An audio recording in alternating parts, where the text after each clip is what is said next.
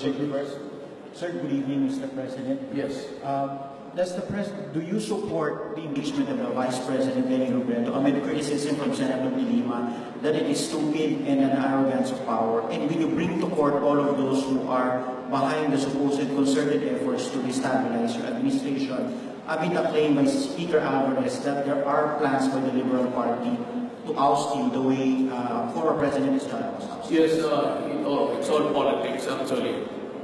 In the matter of going after them, it has not reached that level of violence, destabilization. It's more of publicity. And for as long as it is really a peaceful exercise of the freedom of speech and freedom of the press, there's nothing I can do about it. It's guaranteed under the Constitution. The talk about destabilization, I think, is a bit too, well, it's just an exponential word, actually. It has no limit. But actually, you have to have the kind of situation where there is already violence committed and imposed on the population, whether they are with you or against you. Pagka ginulonin ng bayan, just like what is happening in Mindanao, if it goes out of hand and children are already targeted for killing, ibang istorya na yan. But as far as just being criticized, I would allow them. I cannot do anything because the Constitution guarantees criticism. And to peaceably assemble and maybe to address whatever grievance, and I don't see anyone except that they would want me ousted. Well, that's I said I never denied that in the campaign, in the war against drugs, a lot of people have been killed. I do not deny that, I admit it. But wag naman yung wala akong pakialam that even families. I do not do that. I mean, for the life of me, I cannot imagine giving an order killing people or innocents or even a criminal with on bended knees or with outstretched hand in surrender. Those who choose to fight, the government will have the response that they want. But never, I said, you can ask anybody, I never ordered anybody in private or in public, which is, ang sinabi ko, papatayin kita, ako yun. And that is just a rage in my heart. He listened to all my speeches. Para makita nila kung gaano ako gagalit sa droga and for what it has, the drug itself has caused to my country. And the many hundreds of thousands are already addicts, and those with shrunk brain so no more use to society. Just a burden. Thank you very much. Adano Tingkungko of GMA 7. Good evening, sir. Yes, good evening. Sir, just to clarify and just to be very clear about it, dahil po nabanggit ninyo ito 2 beses, una kanina po sa Davao before you left, pre-departure press conference, pati po ngayon, earlier dito po sa ating na-address sa Filipino community dito sa Myanmar. Sir, pwede po ba natin ipaliwanag ng konti pa yung inyong ibig sabihin sa sinasabi ninyong parang hindi mapipigilan ang China na ituloy yung kung ano yung construction sa Scarborough Shoal. Now, this is in light of two things. Yung mga ilang mangingisda sa Subic, Zambales, ay meron pong hamon sa inyo na ipakita raw po ninyo ang inyong katapangan at maglagay daw po tayo ng watawat doon po sa Scarborough. Another thing is, ito pong si Representative Alejandro, ang nag-file po ng impeachment complaint po laban sa inyo, ay kinoconsider daw po niya na mag-file ng supplemental complaint kaugnay po dito sa Mynmar. Well, for what? If he wants to fight with China, he can lead I will be glad to send him as the first batch of delegation of Filipinos who want to take the Spratly Islands and all of this will be occupied now. Sige, siya ang mauna. Maraming galit na nangyari sa ganun. Ako, it could be slaughter for the Filipinos to do that. Yung kanyang tapang-tapangan, huwag mo nang do not compare me with you. You're all cowards. Alam ninyo, nakita yung kagitingan ninyo nung nag-mutiny kayo, mga walang hiya kayo. You just disturbed the public peace, shouting invectives against government. Warawara kayo ng mga armas doon. Kagaw kayo ng hotel. That's the only one that you are capable of doing, to invade the hotel, and then thereafter to surrender. Kung ako pakitaan ng mga yabang. I mean, ano ang ginawa nila? Yung grupo nila. What have you done to the country? Nothing. Except to make noise. And that really happened during your mutiny. Na hindi kayo kasi you were forgiven by a president na ewan ko. And you enjoyed your freedom now because of one man. But what you did to the country was really something out of.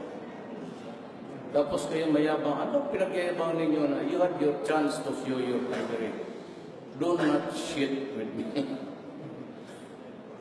May panahon na dapat lumabang kayo. Yung itlog ninyo, dumating naman dyan sa bunganga ninyo. Tapos sabihin niya, bravery. Hindi, noon lumabang na sana kayo, pinandigan niyo yung sarili niyo. Don't. If I were you, stop posting about bravery and all of this thing. You're incapable of doing it.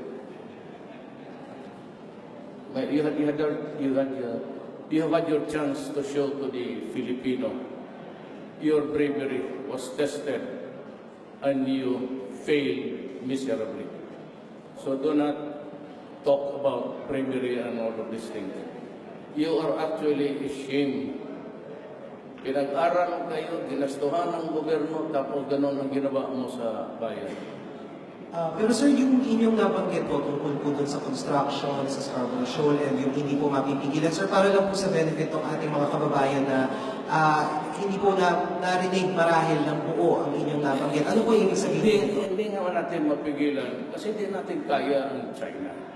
Hindi nga mapigilan ng Amerikano. In the first place, pag-umpisa pa lang yan, hindi na pumunta ang Amerikano, natakot na. Yun, may mga armasyon, baril, aeroplano, lahat. Ngayon, tinutulak nila ng tayo para magipag-away. And it will be a massacre. First hour pa lang, ubos na yung, naku. We are not in a position to declare war. But I said to China that someday, during my term as president, I will have to confront you about the arbitral ruling. And that would be maybe during the time when you begin to extract minerals and the riches of what is inside the bowels of the earth. Entitlements lang naman, you know, territorial. Ang territorial, it is not within, I said repeatedly, it is not within our territorial waters.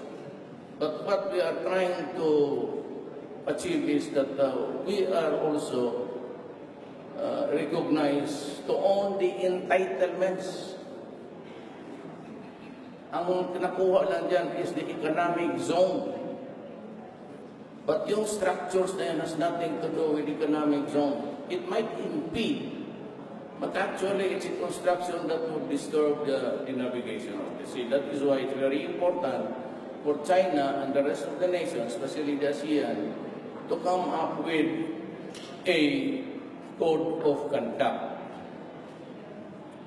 Sir, maraming salamat. Jervis Manahan, Kasi anong believe dyan sa mga in the line of Susmario. Good evening, sir. I'm Yes. Jervis Manan from PTV. Sir, one of your allies in the House of Representatives, the former President GMA, has just been ousted as Deputy Speaker. So do you have any plans of appointing her in your cabinet?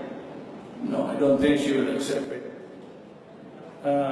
She cannot be working under a president, and she was already a president. that will be quite a tall order for her to do that. But representing the people of the district of her own province would be somehow acceptable to even everybody. Marami nga silang ganun. Pato yung magtrabaho sa executive department under my direction and control, I said that's a very tall order for her. So I will answer the questions for her also, including mine. Ibig sabihin, hindi tayo darating pa sa panahon na yan. Sir, would you consider her to lead the Constitutional Commission para po sa pagbuo ng federalism in the House? Maybe. Baka ayaw rin niya. But maybe. Thank you very much. The last reporter is Roy Mabasa, Manila Bulletin. Good evening, Mr. President. My question was on the relationship with the United States. You mentioned earlier that you're willing to give it all to support your counterpart, Mr. Donald Trump. In that context, I would like to know your appreciation of our present relationship with the United States in that context. I think we're headed for something that is an understanding platform for both countries. You see, Donald Trump is a realist. He's a guy who knows what is real, what is not. And he does not engage in theory. And even in the matter of the human rights, he takes into account everything. That the view of the United States and the rest of maybe the EU countries are far different from the Orientals. And they are, at face value, what they are now saying is that they want everybody to follow. They're trying to impose their culture and their beliefs, whatever it has gone to. And when in the matter of the gender, there seems to be no, it's always the citizen globally. It does not say anything about being a national or a citizen of this country. And that could be fatal. Because then you impose the rules because he is a citizen of the global countries. You know, you're trying to be a dictator. You dictate upon nations what, how, and what you believe in. That is not acceptable to Korea, Japan, and the rest of Asian countries, and also with Putin and Xi Jinping. Huwag ka magsabi na ganito na protektado. That is why they're trying to protect everybody. That is why they worry about the human rights, even if it is not a citizen of their country. And dito, what is very sad is they believe in the propaganda. I said, I have made my admissions and I bind myself to it. But certainly killing other sectors who are not at all connected with you must be an insane person to do that. I'm just interested going after the drug guys. They have nothing to do with what's your business, but is your anong karnabal na gusto mo sa buhay mo? If you have a carnival there, fine, you go ahead. Andito sa akin, Druga. I'm trying to protect my country. I'm trying to stay loyal to the oath of office, to protect and preserve the Filipino nation. That's the long and short. I do not need to read the Constitution about martial law, about suspension of the writ of habeas corpus. Far from it. Actually, all I have to do is just to remember my oath. And I would do anything to protect the Filipino and preserve my nation. Yun lang ang trabaho ko. Thank you very much. Yung hindi na ako kaintindi, talagang magulo ito. At gugulo ito kung ayaw nilang intindi. Basta do not do anything that deprive us of our happiness of our children and destroying. Isa lang itong bayan ko. Kung sisirain mo, talagang magigira tayo. And I'm warning the Mindanao guys. Do not tempt me to declare martial in Mindanao for starters. Because if I declare martial law, I will finish every problem of that island. Tatapusin ko na talaga lahat para wala na next generation, wala na. At magkakaintindihan na ang lahat, ang Moro, kontento, ang Kristiyanos, kontento sila sa buhay nila. And it's gonna be a progressive island. But if I declare martial law, I will finish all what ails the island. Ayaw ko. So do not force my hand into it. Because if I do, wala nang atrasan. Tatapusin ko talaga. To the last period. So ayaw ko. Do not force me to do it. Okay? Thank you so much, Mr. President. Thank you so much, members of.